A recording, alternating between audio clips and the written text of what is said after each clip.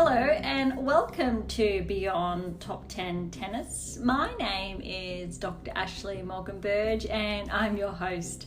I'm the author of 11 books, a CEO of 12 years, a founder of a startup set on data privacy, and most importantly, an elite performance coach of over 18 years, having worked with athletes throughout Europe, the United States to Australia. And I think most excitingly, I am the world's leading scientist on coach and athlete performance, specifically behind how to develop a top 10 tennis ranking. That's right, we've got the data on our side and everything interworked with that unraveled and revealed what it really takes to develop a top 10 tennis player, but also coach. It is incredibly exciting and why we're all here.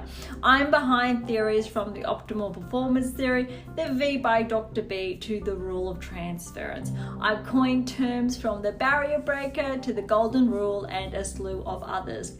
Each episode, as has become custom, we dive into one of my books to share additional insights, dig a little bit deeper to share even more of what it takes to get to that top 10 tennis ranking. The book we've been focusing on for quite some time now is The Secrets to Optimal Performance Success, a comprehensive discussion on developing elite coaches and players. And look, today's episode is no different. It's really piggybacking off our previous episode, so I'd encourage you to just catch up with that one before diving into today's episode.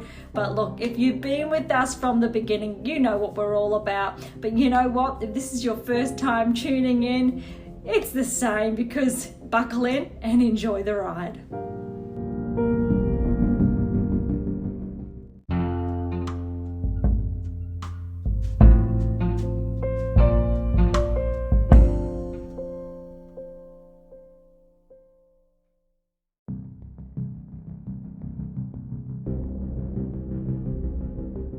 Thank you so much for joining us today. I know that intro was a bit sharp and concise, and I really wanted to get, I think, into the nitty gritty today. Because look, like I said, we're focusing on the secrets to optimal performance success. And I think we're at least 4/5, so more than 3/4 of the way through. And it's been jam-packed from the very beginning. And I think it's incredibly important for today's episode to date where this work came from and was initially established. So we're just rewinding the clock back to 2016, and you'll catch up soon. Back then, there was a lot of, I think, misconceptions about, fluids and what you need to, what you need to replace, sweat. So that's obviously what we touched on in the previous episode. Because look, today's episode is on hydration. Coconut water, soda water, energy drinks, sport drinks, which one? And if you want to follow along, we are on page 178. And like I've just touched on, this is really about, and the predating is, back then, coconut water was so popular. There was so much noise around it that it was a must-have for athletes, irrespective of where you were on the spectrum. Obviously, fast forward now 7 years, the noise so much isn't around coconut water, I think, itself. However, it is still on the shelves. It is still there, and there is noise. But also, I think there's a very big misconception still out there on what you really need to replace. We're all very, aware of the sports drinks, and I'm not going to name drop. So there, depending, where you are based, there are sports drinks, of choice, which are more common than others. And I think they do have a role, but that's another question. And essentially that question is, what do I need? So what does the athlete's body need at this given time? More often than not, they don't play a part for the developmental athletes. So when I say the developmental, it's really looking at athletes, let's say 16 years and under. But we're also looking at that energy expenditure and the rate of fluid loss, so what you need to replace that, and or whatever you're consuming in this respect, does it have what you're losing, like specifically. Now again, more often than not, those sports drinks are not, I think, necessary for these athletes. But again, this is a very big, I think, banner, because everyone is different. And we've touched on this in previous episodes, that we do like taking that humanized approach, which essentially prefaces that we're all individuals. We all have different rates of energy expenditure. Some are going to be very close, so you're going to fit into specific groups. However, there is never that one size fits all approach. And when we're looking at the fluid in this respect, you could have a set of 10 athletes and their energy expenditure is all going to be different. Some are going to be close than others, but the difference is there. And I know that this may not be what you want to hear, but more often than not, believe it or not, is water is the best replacement. I'll give you a personal story, just I think to set a really good, I think, precedent here is, if you've been following along for some time, then you know that whilst I stepped away from that playing and I dived headfirst into coaching from very early on in my career, what happened a few years after that is that I found myself fall into, I think, ultra running. So it was just a coincidence. It wasn't something I think that I signed up for with an intent on that. Long story short, when you are obviously training for an ultra, we're talking about daily runs back then that I was doing from 20 to 30 kilometers. I don't have the mile conversion, so I'll stick with kilometers here. And obviously that's a lot. So you can compare that to an athlete training to that 1 to 2 hours and that fluid loss over someone running for 2 to 3 hours on a regular basis. Now, what happens, obviously, there's a lot of loss and you require a lot of fluid, so to replace, I think, everything you are losing. So I don't think you can compare the two. However, it's definitely, I think, evident about the replacements there and the demands on the body. It's quite extreme. However, depending on the distance in this example, a lot of those, I think, sports drinks do not serve a purpose unless you're obviously going over that 10 to 15 kilometer mark. And even then, you're going to be limited to just that one bottle, but you're still going to need more, as in replacements, not just that. And I know that's a very broad example and maybe not as concise as you would like, but that's really because it's, again, like I said, it's not a one size fits all approach. But I'm sharing this because there's such a big misconception, irrespective of what club or academy that I've been to or go to over the last 18, 20 plus years. I can guarantee you that at least 90% of players, athletes out there, they have some type of sports drink with them.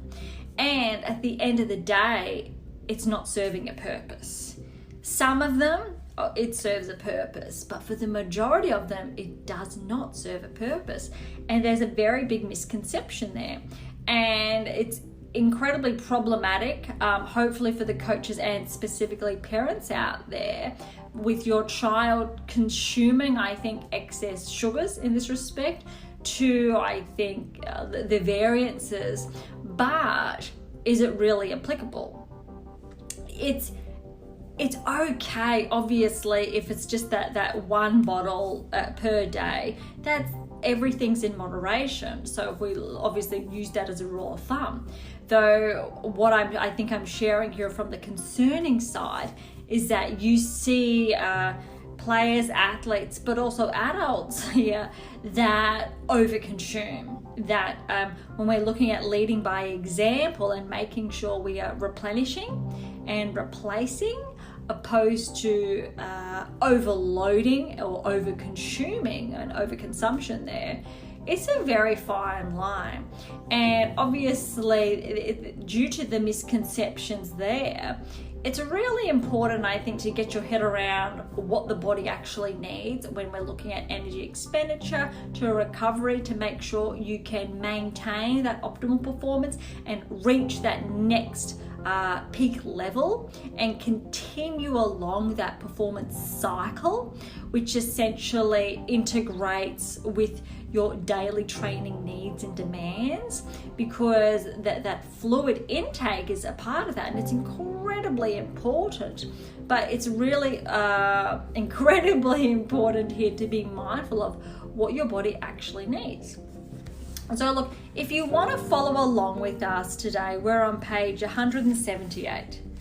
A few years back, during my time in Germany with a group of North American national players, I came across something I found a little odd. Players were drinking soda water. Now, I should preface this by saying that I am based in Australia, and that's where I've been brought up. Now, soda water is not very commonplace, if at all, on the sporting grounds in Australia. However, I'm very aware that soda water was very popular in North America, but also during my time in Europe. So it wasn't necessarily it's not a foreign concept from that perspective. However, from an Australian perspective, it was very new. Now, it's really about getting your head around, I think, the gas that's in obviously soda water, if it's serving a purpose when we're looking at replacing, but also it's what that athlete or player is used to and that level of comfort. Most players, athletes who are not used to that level of soda would make their gut quite uncomfortable to obviously continue to play. However, if you do not have those issues or problems and your gut is very used to having the gas associated with obviously that soda water, then that's another thing. Because again, everyone's individual. It depends on what your norm is and what that normal is for you. Because if I said to one player soda water is fine, and the other, who soda water is such a foreign concept, to do the same, you will actually notice a very distinct difference in their performance metrics. Not as in soda water, the soft drink kind you find in supermarkets, but soda water as in plain gas bubble drinks that players, athletes were bringing to training, which was also sold by club or tournament venues. It was considered the norm and the drink of choice during competition. Now, this really touches on, I think, what was just shared about how common this was. So we're talking about plain, so just plain soda water, but it was used instead of just normal water. Now, I think, preface normal water by no bubbles, what comes out of your tap, or what's sold, I think, well, I can't really say in supermarkets, but typically I think no bubbles. And again, depending where you're based in the world and or what's your norm, you begin to ask yourself, is this conducive to a given performance? And or if you're looking at consuming excess gas in those liquids, how is your body responding? This might be natural for some, but as an Australian, this was rather strange. It was something neither I nor my players were used to. It was never an option and a foreign concept. Not foreign by country of origin, but foreign because soda water in general isn't a typical option when hydration in sport performance in Australia or the US is concerned. Now, I think, just clarify there that Yes, in the US, I did notice some players with soda water. However, it was a lot more, I think, predominant in different parts of Europe, and obviously specifically in Germany. Now, I'm sure there are many more countries in Europe where this is the case, and or I think recognize that patterns and or habits can change. So this is something directly, I think, witnessed firsthand at this time. And so that's why, obviously, predating where this initially came from, a revised edition, the latest is roughly about 18 months ago. But this is relatively the same because, again, irrespective of what club you're at, you will find very diverse drinks. And these have been getting more and more, I think, different over the years. And you will even see players consuming energy drinks prior to performance and or during performance. Now, when you're looking at, I think, that adolescent or developmental age bracket, this can be quite detrimental to their performance because we know the amount of energy and other, I will say, in those types of drinks, and the lag on performance. And when I say lag, I mean it's almost like a sugar crash. So you get a burst of energy and then it dwindles, so to speak. Now, this is problematized from the perspective of that athletes should be conditioned to reach that performance peak naturally without any inhibitors or contributors from that perspective, especially in this age bracket. Now, when you are at the elite echelon of play, so now I'm talking towards those WTA, ATP Tour players who are ranked, top 100 in the world, top 50 in the world, top 30 in the world, and they know their body back to front. So it is seen, not very often, though you do see obviously the different correlations there between caffeine, for example, or so for a coffee, and the benefits, short-term benefits from that perspective. However, a very big word of caution here, really depends on what your body is used to and that you've already built that baseline. If you are that, that 18, 17-year-old or younger, and you're already in need of these type of supplements, from liquid supplements in this respect, that is not recommended. Because again, you're trying to establish that baseline, and at that younger age, you really do not have an excuse to condition that. We're talking about as you get a little bit older, so 25 years plus, when your body could begin to have some gaps, which is very ironic. But when I say gaps, that that you're pushing hard, specifically as you edge closer to 30 in your early 30s and later years. And I say that because we obviously do have a handful of elite players in this age bracket, which is phenomenal and sensational because of that level of maintenance. But again, bringing it back to fluid, energy drinks are a huge no-no because of that crash.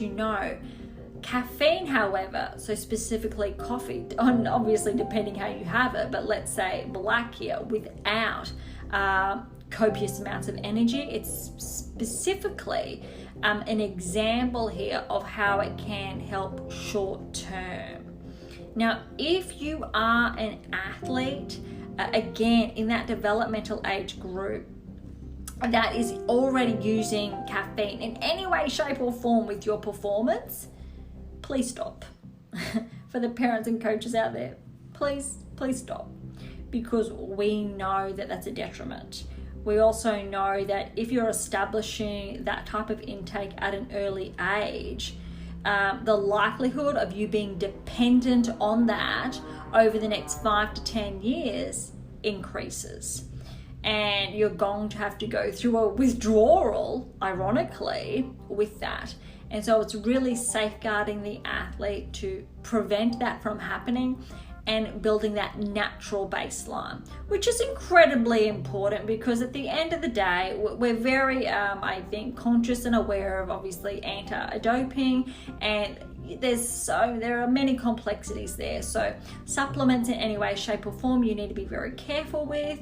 And again, when you're at that young age, you're privy to using your body as a whole and being conscious of using, I think, the more simplified approaches and pushing those boundaries naturally to see where you can go and how far you can get before you look at introducing other. And when I say other, it's about different forms of supplements if and or when that's necessary.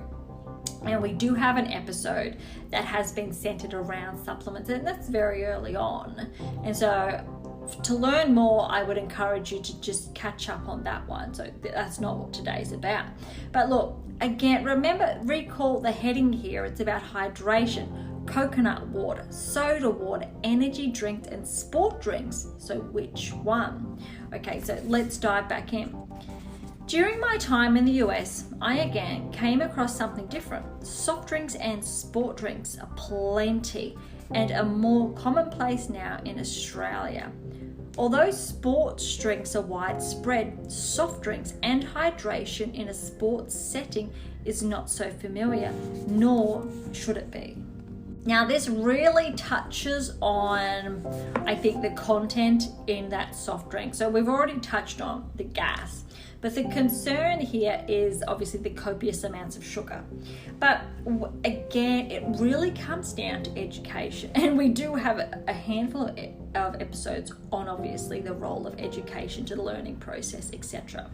But right now, I'm going to really just, I think, hone in on an awareness and education around what's in these drinks. Because, for example, if you're consuming a soft drink specifically, so obviously one that contains sugar, and or in any way, shape or form, so that includes like the dye and sweeteners, but you look at that intake, so what's included in that, and more often than not, it's obviously artificial, so it is not natural in any way, shape or form. And if you are ingesting that from a very early age, obviously your body can become reliant on that.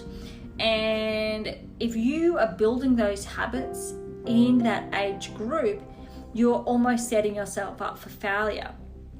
Now, look, we've touched on the pathway through to the long game, and I think many episodes. So just quickly, obviously the pathway is obviously that staggered approach to get towards that top 10 tennis ranking and what's required, whereas that long game accounts for specifically that initial 10-year pathway and setting you up for that next 10 years. So that's 20 years of play that we're looking at. But again, we won't focus on that here. For more, obviously, please do head on over to AMA International. But when we're looking at building that pathway, so setting those foundations so you can follow that long game, it is absolutely pertinent to be mindful of what you are ingesting, because if your baseline is normalized by a high sugar intake, what is your normal then? What is your natural performance state without that? So what are your natural energy levels? Now, we know that obviously if you're ingesting sugar, you're going to peak, you're going to get that sugar high, and you're going to crash. And to avoid a crash, does that mean you're going to maintain ingesting that level of sugar? And once you do that, it gets to a very dangerous level where obviously that is at a detriment to your performance if you're needing to sustain that high. Now we can go, this is in a very short time frame, however, so that 1 to 2 hour period, for example. But again, if you're building a tolerance, you're going to need more and more over time. So the moral of the story here is that you're setting yourself up for failure long term if these are the habits you're integrating into your performance from an early age. Whether you're 8, 9, 10 years or you're 14, 15, 16 years of age, irrespective, these are unhealthy habits. Not healthy, unhealthy habits that are not, and I'll reiterate, are not conducive with the pathway and or the long game. So this is where hydration really comes into play, because getting towards that top 10 tennis ranking is incredibly multifaceted. There are many moving parts, and the secrets to optimal performance success really simplifies, and I think does an incredibly good job of putting them all together under one roof and just walking you through what it really takes to build those initial foundations. So in that first 10 years of play, and this is obviously one of 10 specific texts that really addresses that pathway, the long game, what it takes in word form to get towards that top 10 tennis ranking. And please do not, I think, excuse hydration for one moment, because it's so important when it comes to recovery. It's so important to set up those good, healthy habits. So those foundations for that 11, 12, 13-year-old to be very conscious of that. But also education around perception of what is good for me, what is not so good for me. Obviously, everything's in moderation. This is not to say that, you're that 13, 14-year-old that likes soft drink. That's not to say you can never have it. That's not what this is about. It's specifically, I think, honing in on your performance specifically. So when you're training and recovering, and what it takes. It also obviously talks to, if you want to have that can of soft drink, during training, before and or after is not the best time. On one of your off days, etc., or after that recovery time, it's different. Although I would definitely not encourage for multiple cans of soft drink to be had every single day. And unfortunately, we know that some demographics are more susceptible to that, or do, I think, have those hydration habits. So this is really to, I think, shine that spotlight on hydration and draw a bit more clarity of what it takes. And one of the best sources, obviously, is water, above and beyond all. But I do have some surprise packets in this chapter that are not so much common knowledge, and it's really simple. Okay, so let's keep going. Nonetheless, there were many players and athletes who would consume soft drinks during play and post-play. This was somewhat baffling, more so than soda water, because at least soda water isn't jam-packed with sugar. These players or athletes were getting excess energy and an immediate sugar high simply by trying to restore lost fluids and maintain their hydration. So this obviously talks to the problem here. And when you're creating that normalized, I think, hydration level, which is really just a sugar high and a sugar high and another sugar high. And it could be argued that you can get a performance advantage, although it's temporary. It's still not fair game. However, that athlete's body internally is suffering, and to be able to maintain that level of hydration is, again, incredibly unhealthy, but it will come back in a negative effect in the years to come. So again, if you do want to establish yourself as an elite player and have a chance on the WTA and or ATP tours, and progress towards, that top 500, top 300, and steadily, so progressively ascend towards, top 80 in the world, top 40 in the world, top 20 in the world. These are key habits, because it comes down to that habitualized state. And we talk about that in many of my texts. However, what this is really saying is that this is your foundation. This is your foundation level of play. So again, you want to optimize your performance. What's your baseline? What's your starting point to build upon? If your starting point involves an increased sugar intake, What is that going to look like in 5 years, 10 years? We know that's not sustainable, but we also know the extreme negative effects on your health. So it's so important to condition yourself from a simplified but more natural perspective without obviously the added sugar there, but to build that baseline that is from just the athlete body as a whole, without conflicting influences, without external hydration influences. And I think what I mean by that is the soft drinks, to the coconuts, to the energy, etc. To be very careful that a level of reliance is not there, and to make sure what you choose to ingest is helpful and also is sustainable. That now, and will it be sustainable in 2 years' time, to 5 years' time, to 10 years' time? Now, to do that, we really need to look at, you really fine tune and just, I think, draw that microscopic lens, so to speak, on really what it takes. And obviously, the more elite you get, you have access to these type of tools.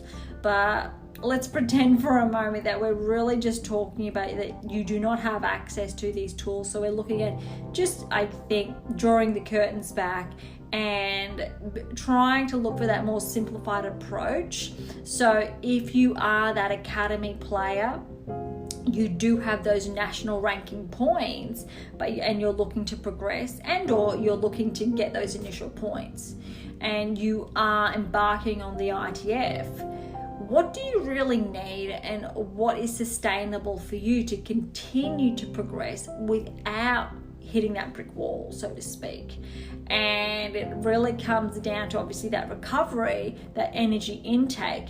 Now, I know today's episode is really focused on hydration specifically, but energy intake is obviously in two forms. It's obviously hydration, but also solids, so actual foods. And I think that's obviously a different episode, but it's very they obviously play off one another when it comes to recovery and what your body needs, and if you are recovering in an optimal way to produce and contribute towards that optimal performance. Okay. When it comes to sports drinks, more often than not, they have less sugar than soft drinks.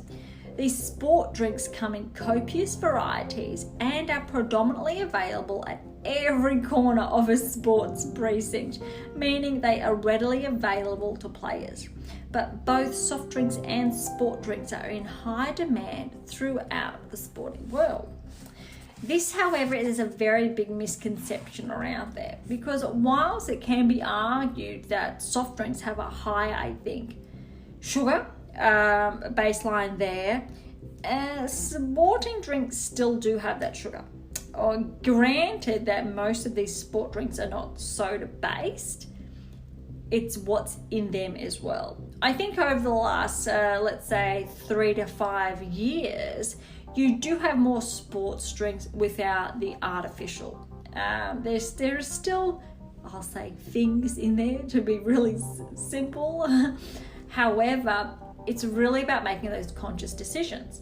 Now, how can you make a conscious decision if you are not educated about what this is and what it does? So now it's specifically talking, or I am, to the coaches out there to upskill in this respect, to know what's in these, but to also play that role in teaching your players, your athletes about recovery and the right drinks for them. And I'd probably, a word of caution, be conscious of what you are, I think, ingesting yourself, because I guarantee you, your players, your athletes, even the parents are going to look at what you are consuming. Irrespective if you are not playing, they will still have a look, and a very high proportion probably copy that. And that's just human behavior, because again, you are that adult in the room and you are that, I think, figure of authority to them. So it's so important to, I think, upskill and be mindful of that, but also to get your head around it so you can help them, so those players, the athletes, the parents, about what they should be consuming. Now, it's not too hard to be able to do that, but if you see an athlete obviously with that soft drink, ask them why.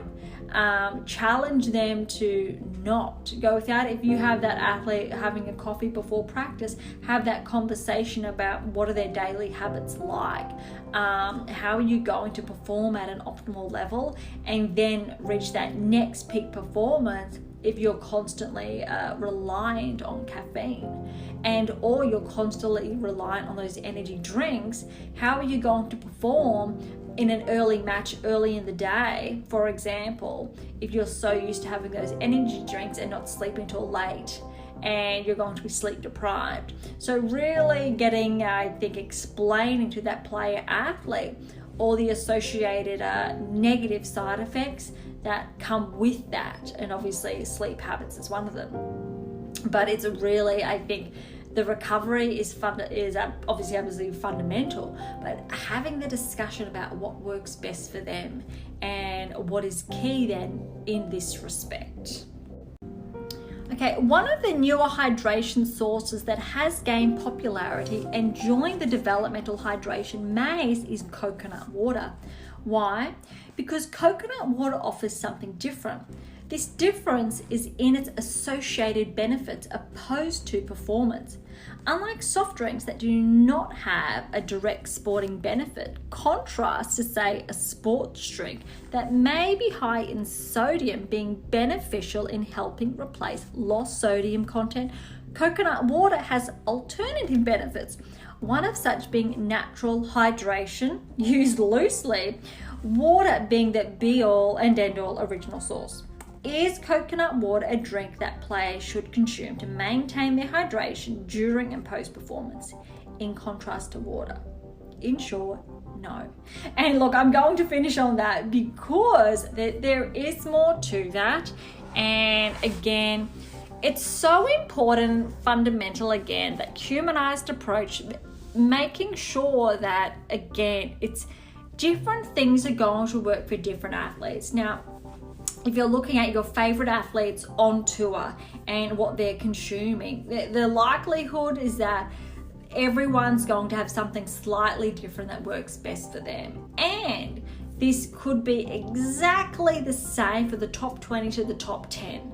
So there is no need for alarm bells to ring in that respect, because humans are, I think, conditioned by behaviors. So it's obviously those patterns are habitual. So depending on what they are used to, what their body is used to tolerating, and the responsiveness there.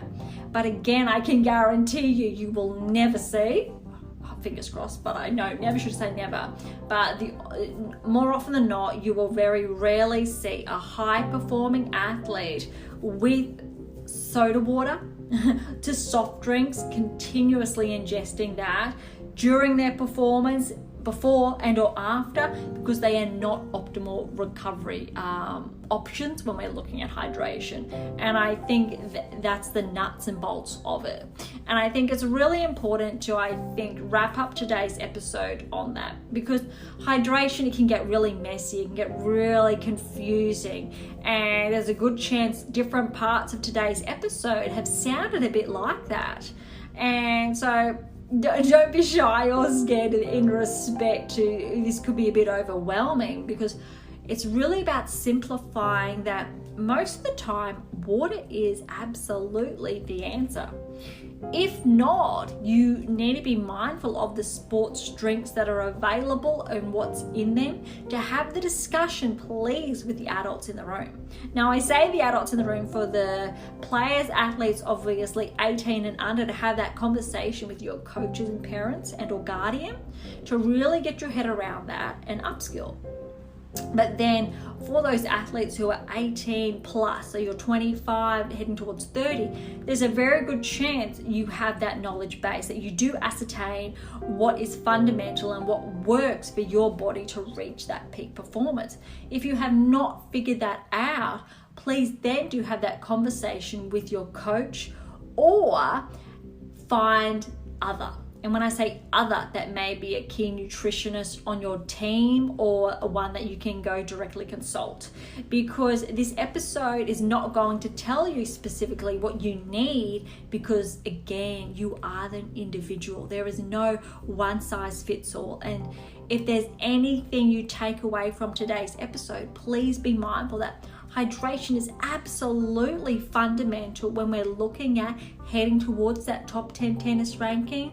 But you know what? There is not a one size fits all approach when we're looking at heading towards that long game and following the pathway, because even though we know the key metrics that are responsible, they need to be shaped specifically for that athlete.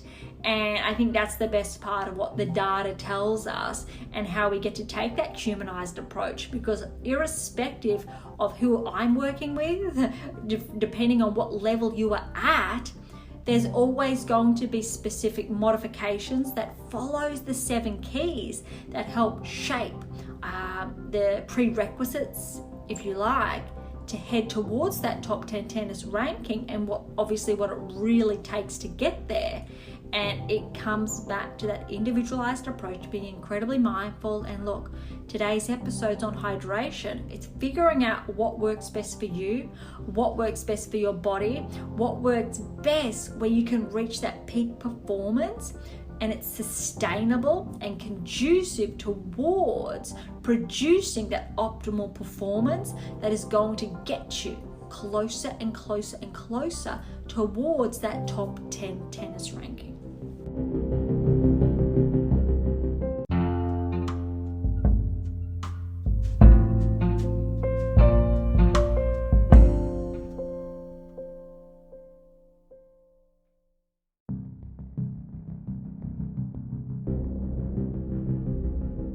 Thank you so much for joining us today. I think we got a little bit, complicated at some parts, but then really simplified.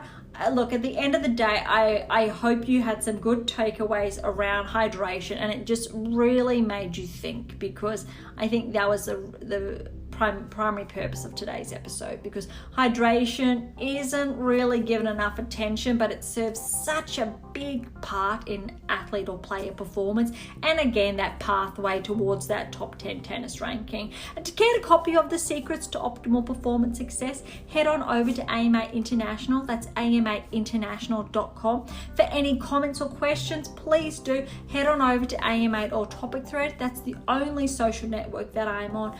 But again, for comments or questions, please don't be shy, because Beyond Top 10 Tennis has our social channels. All of those links are in the bio. So look, whether it's TikTok, there you go, and we do have those weekly tips. Threads, we have our blogs on Medium, we are on LinkedIn and Twitter as well. So please, reach out to us, and there's a very good chance that I will see them too, and I absolutely love it when you do that.